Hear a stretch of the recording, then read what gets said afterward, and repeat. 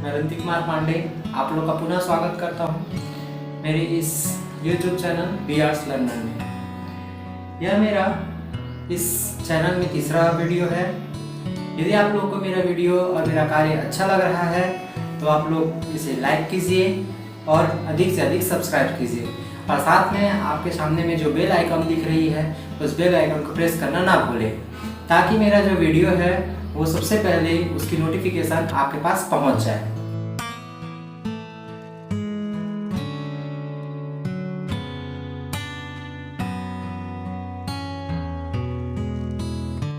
तो चलिए समय न वेस्ट करते हुए हम अपने इस वीडियो की ओर आगे बढ़ते हैं।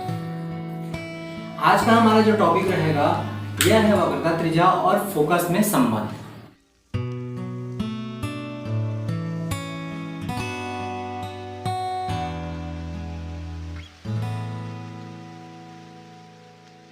ये बहुत ही महत्वपूर्ण टॉपिक है और हर बोर्ड में एग्जाम की दृष्टि से ये बहुत ही महत्वपूर्ण होती है। साथ ही साथ आप किसी भी कॉम्पिटिशन से एग्जाम में जाइए, इससे रिलेटेड आपको प्रश्न अवश्य देखने के लिए मिलेंगे। एकदम शॉर्ट में रहता है और बहुत ही सरल तरीका है, इसमें कुछ बातों का ही हमको ध्यान देना रहता है। ठीक है, तो चलिए हम समय न जाया करते हुए हम इसके बीच में संबंध को ज्ञात करते हैं। सबसे पहले इसमें बीच में संबंध क्या होता है, इसका कथन क्या है ये पहले बता दें। कथन कुछ इस प्रकार से है कि कोई भी हमारे पास में स्फेरिकल यदि मिरर है, हमारे पास कोई भी स्फेरिकल मिरर अर्थात गोली दर्पण है, चाहे वो उत्तल हो चाहे वो अवतल हो, इसकी जो वक्रता त्रिज्या होगी आर जो होगी वह फोकल लेंथ की अर्थात फोकस की क्या होगी, फोकस दूरी की 2 गुनी के बराबर होगा। अर्थात इसका जो कथन है वो कुछ इस प्रकार से है। कथन वक्रता त्रिज्या R is equal to 2L। इसको अपोजिट भी कहा जा सकता है, implies that F is equal to R upon 2। इसका मतलब हम ये भी कह सकते हैं कि कोई भी हमारे पास में स्फेरिकल मिरर होगा उसका जो फोकस दूरी होगा, क्योंकि हमको महत्वपूर्ण बात ये रहती है कि हमको किसी भी दर्पण की फोकस दूरी ज्ञात करनी रहती है, तो ये जो फोकस दूरी F होगी ये वक्रता त्रिज्या R की क्या होगी, आधी होगी। ये हमको इसमें प्रूफ करना है। चलिए इसकी उत्पत्ति करते हैं।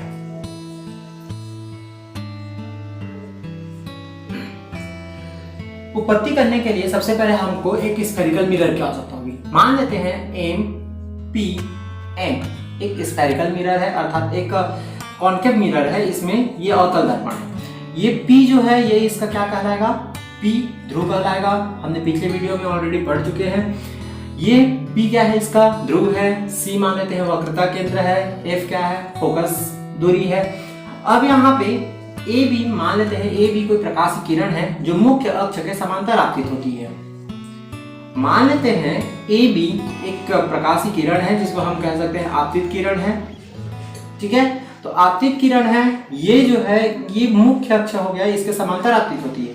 हमने पिछले वीडियो में पढ़ा था कि यदि मुख्य अक्ष के समांतर आपतित हो रही है कोई भी प्रकाशी किरण तो फोकस से होकर जाएगी, तो ये हमारे फोकस से होकर गुजर रही है। ठीक है, एफ से होकर गुजर रही है।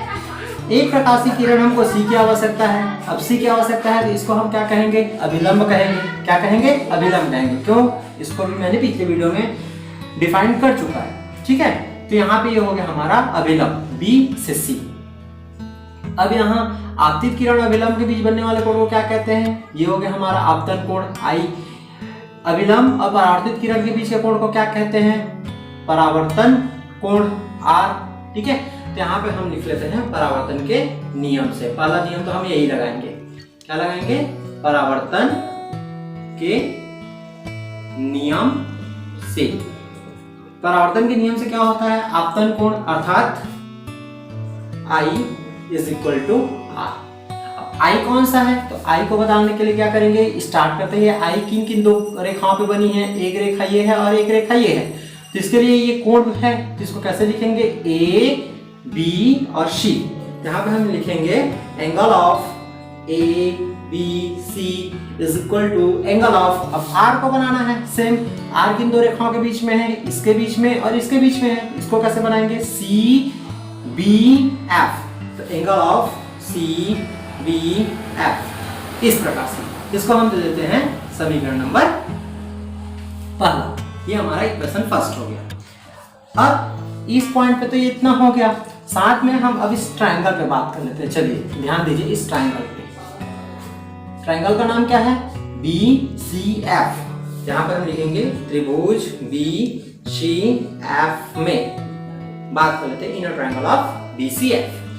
यदि हम इसके लिए बात करें तो आप ध्यान दीजिए ये I इक्वल होगा इस I का।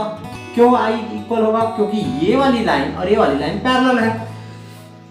Angle of ABC is equal to angle of कौन सा? BCF। ये हो जाएगा आपका BCF। एक बार और ध्यान दीजिए, ये ABC ये वाली एंगल जो होगी वो BCF अर्थात इस एंगल के बराबर होगी। अर्थात ये I है तो ये भी कितना होगा? I होगा। क्यों होगा?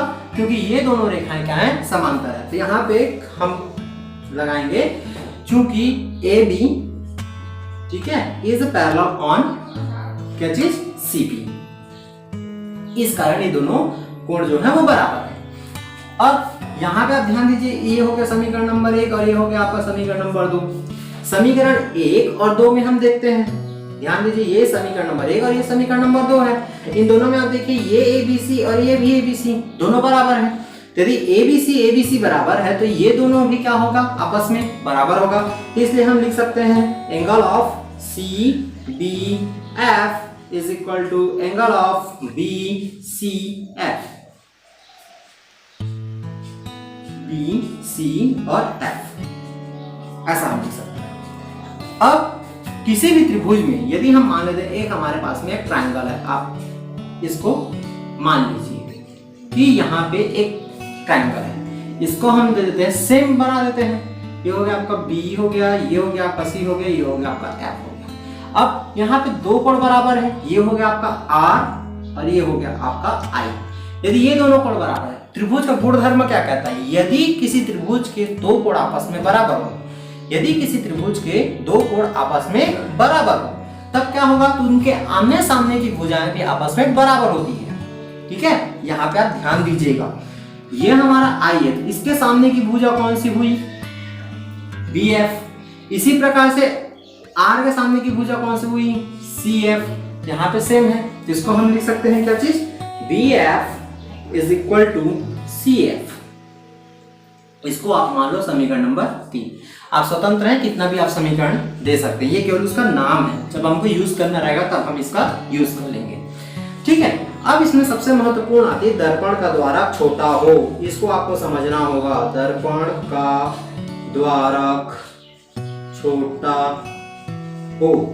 ये बहुत ही इंपॉर्टेंट होता है क्योंकि यहाँ पे हम कोई लॉजिक नहीं लगाते हैं। ठीक है, यहाँ पे मैथमेटिकल टर्म्स यूज नहीं करते हैं। यहाँ पे दर्पण का द्वारक छोटा मानते हैं, मतलब दर्पण का जो साइज रहेगा वो मान लीजिए कुछ इतना बड़ा है और डिस्टेंस कुछ इतना बड़ा है। ठीक है, यहाँ से ये 15 सेंटीमीटर है, 10 सेंटीमीटर जो भी की होगी।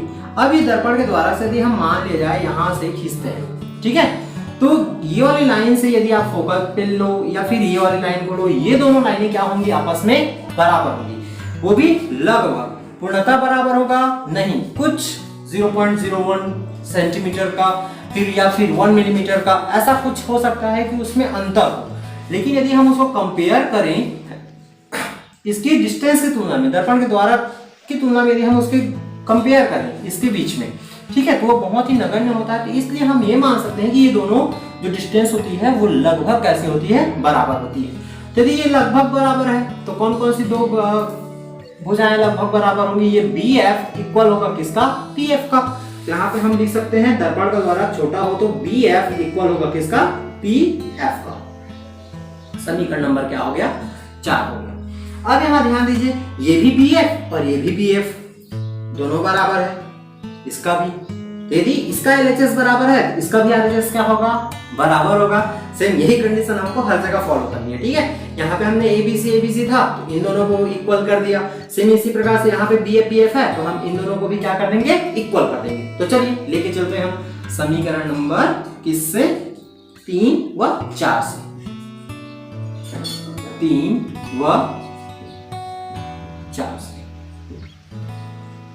अब समीकरण नंबर 3 और 4 से यदि हम देखें तो ये CF इक्वल होगा PF का। यहाँ पे हम लिख सकते हैं CF इज इक्वल टू आपका क्या हो जाएगा PF। ठीक, इतना तो तक क्लियर है। अब हमको क्या करना है, दोनों पक्षों में PF जोड़ने पर, अभी क्यों जोड़ रहे हैं ये देख लेते हैं। P से F, ये क्या हो गया आपका फोकस हो गया। अब P से लेके C निकालना है मुझे, जबकि है क्या मेरे पास में CF है। ठीक है, तो कितना जोड़ना पड़ेगा इधर, मुझे PF जोड़ना पड़ेगा। और हमारे समीकरण का रूल क्या कहता है कि समीकरण में हम कभी भी एक साइड नहीं जोड़ सकते हैं, जो भी काम करना रहता है समीकरण के दोनों साइड करते हैं। यदि इस साइड में मैं PF ऐड करूंगा, इधर में मुझे क्या करना पड़ेगा, PF को ऐड करना पड़ेगा। तो इस प्रकार से हम दोनों साइड में PF को ऐड कर लेते हैं। PF plus CF plus PF is equal to PF plus PF। ये हो जाएगा CF और PF, यहां से C से F और P से F दोनों के यदि हम जोड़े तो क्या निकलेगा आपका P से C। इसको हम लिख सकते हैं PC is equal to 2PF। अब यहां से हम यूज करेंगे चिन्ह परिपाटी।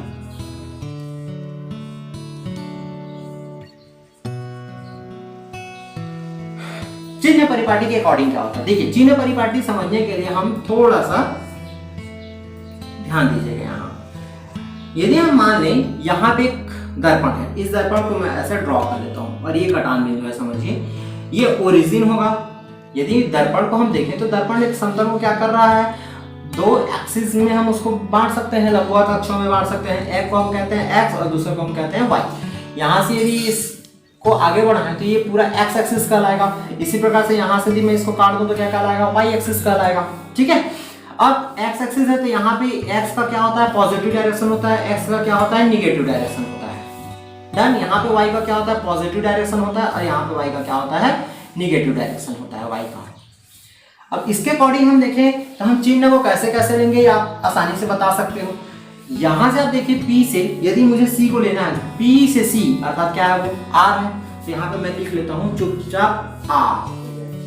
ठीक है, लेकिन यहाँ R का जो चिन्ह रहेगा वो कैसा रहेगा, चूंकि यहाँ से X के किस डायरेक्शन में है, आप ध्यान दीजिए निगेटिव है, तो इस कारण यहाँ पे लिखा जाएगा क्या, -R इज इक्वल टू।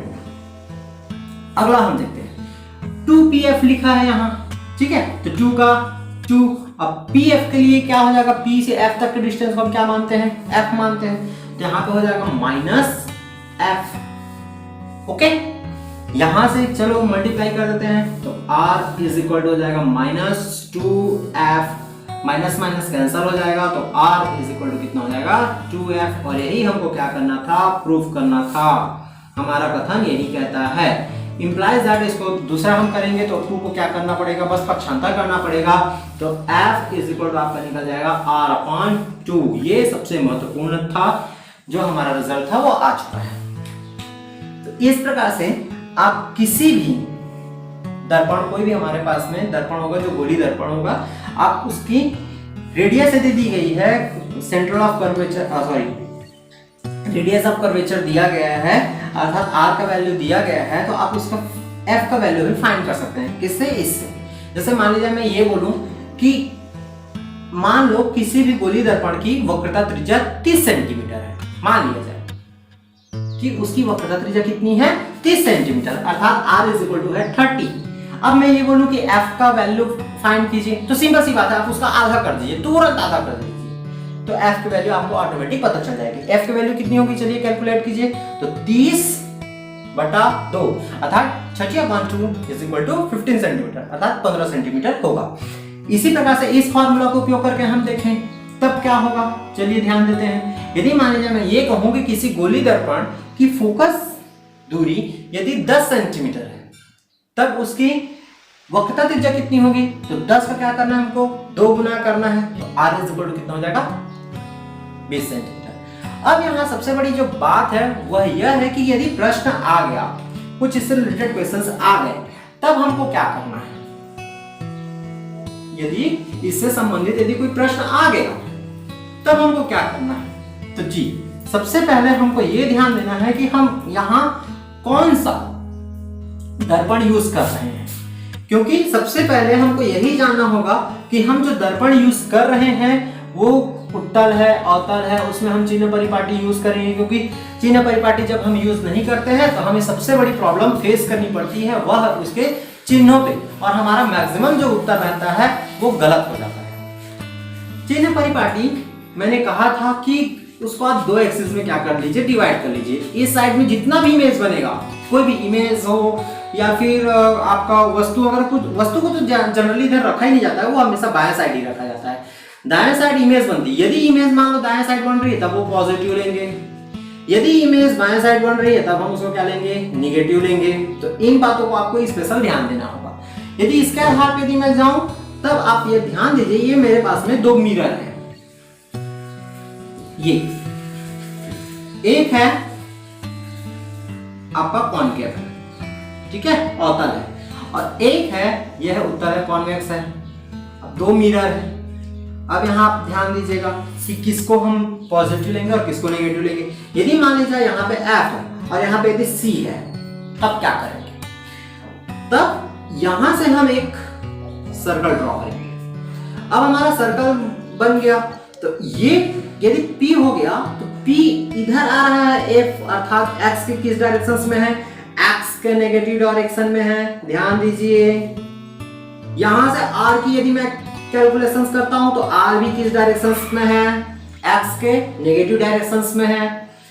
यदि ये X के नेगेटिव डायरेक्शन में है, ये भी X के नेगेटिव डायरेक्शन में है, अर्थात अवतल दर्पण के लिए तो मैं बात करूं तो अवतल दर्पण की फोकस दूरी क्या होगी, नेगेटिव होगी। इतना क्लियर हो गया होगा। अब यदि रेडियस के बारे में भी मैं बात करूं, ठीक है, तो रेडियस भी हमारा क्या होगा, नेगेटिव होगा, अर्थात रेडियस ऑफ कर्वेचर अर्थात वक्रता त्रिज्या, ये भी हमारा क्या होगा, नेगेटिव होगा। Why? क्योंकि x के नेगेटिव डायरेक्शन में आपको हमेशा इसको याद रखना है। अब हम बात करते हैं किसके लिए, उत्तल दर्पण के लिए बात करते हैं। तो यदि मान लीजिए हमारा लाइट इधर आ रहा है, तो आप जानते हैं कि प्रकाश किधर से होकर जाएगी, आभासी बनेगी, अर्थात F हमारा यहाँ रहेगा, रेडियस यहाँ रहेगा। तब इसको यदि हम बात करें, इसकी फोकल लेंथ के बारे में बात करें P से, तो ये आप ध्यान दीजिए कि यहाँ से यदि मैं लूं, y हो गया, ये y डैश हो गया, ये x डैश हो गया, ये x हो गया, तो ये x के किस डायरेक्शन में है, F पॉजिटिव डायरेक्शन में है। इस कारण यहाँ पे F जो लिया जाएगा उत्तल के लिए, किसके लिए, उत्तल दर्पण के लिए F होगा वो पॉजिटिव होगा। और इसी प्रकार से यहां से लेके C तक अर्थात R के लिए भी लूंगा तो R भी क्या होगा, पॉजिटिव आएगा। तो यहाँ हमने क्या सीखा, यदि मान लिया जाए हमको R की वैल्यू दे दी गई है, कोई भी हमारे पास में स्फेरिकल मिरर है और R का मान दे दिया 20 सेंटीमीटर, और आपको ये ज्ञात करने के लिए कहा जाए कि इसकी फोकल लेंथ ज्ञात कीजिए। तो फोकल लेंथ ज्ञात करने के लिए आपको मिरर बताना आवश्यक है, मतलब वहां पे मिरर वो बताएगा। प्रश्न में पूछा जाएगा कि आप किसके लिए ज्ञात कर रहे हैं, अवतल के लिए ज्ञात कर रहे हैं कि उत्तल के लिए ज्ञात कर रहे हैं। दोनों के लिए फोकस दूरी जो होगी वो 10 सेंटीमीटर ही होगी, क्योंकि हमको इसकी आधी ही करनी है। लेकिन अंतर क्या है, अंतर है इसके चिन्ह का। यदि अवतल के लिए बोल दे तो यहाँ पे फोकस दूरी जो होगी वो -10 सेंटीमीटर होगी। ये किसके लिए था, अवतल के लिए था। यदि मान लीजिए जाए इसी को उत्तल के लिए यदि बोले तो F इक्वल टू कितना हो जाएगा, +10 सेंटीमीटर होगा। ये उत्तल के लिए होगा, उत्तल दर्पण के लिए। तो इस प्रकार से आपको चिन्हों पे विशेष ध्यान देना है। यदि आप चिन्हों पर विशेष ध्यान नहीं देते हैं तब आपकी इसमें बहुत सारी मिस्टेक्स आएंगे और आपका आंसर गलत हो जाएगा। कॉम्पिटिशन एग्जाम में भी यही पूछा जाता है, 10 सेंटीमीटर -10 सेंटीमीटर। आपको बता दूं, दूरी जो होती है वो कभी भी ऋणात्मक नहीं होती है। दूरी होती है वह कभी भी ऋणात्मक नहीं होती है। ऋण और जो धन है वह बताता है कि हमारी हमने जो दर्पण यूज किया था, स्फेरिकल जो मिरर यूज की थी, वो कौन से टाइप की है, क्या वो कॉन्वेक्स है या कॉनकेव। इस प्रकार से आप यदि रेडियस दी गई है, ठीक है, तो आप फोकस दूरी ज्ञात कर सकते हैं। यदि फोकस दूरी दी गई है तब आप उसकी रेडियस ज्ञात कर सकते हैं। ये बहुत ही आसान तरीका है और ये बहुत ही इंपॉर्टेंट है परीक्षा के दृष्टिकोण से, चाहे आप कोई भी एग्जाम फाइट करें, ये हमेशा पूछा जाता है। तो बस आज की वीडियो में इतना ही। यदि वीडियो पसंद आया हो तो इसको अधिक से अधिक अपने मित्रों के साथ, अपने सहपाठियों के साथ इसको शेयर कीजिए और मेरे चैनल को लाइक एवं सब्सक्राइब जरूर कीजिए। धन्यवाद।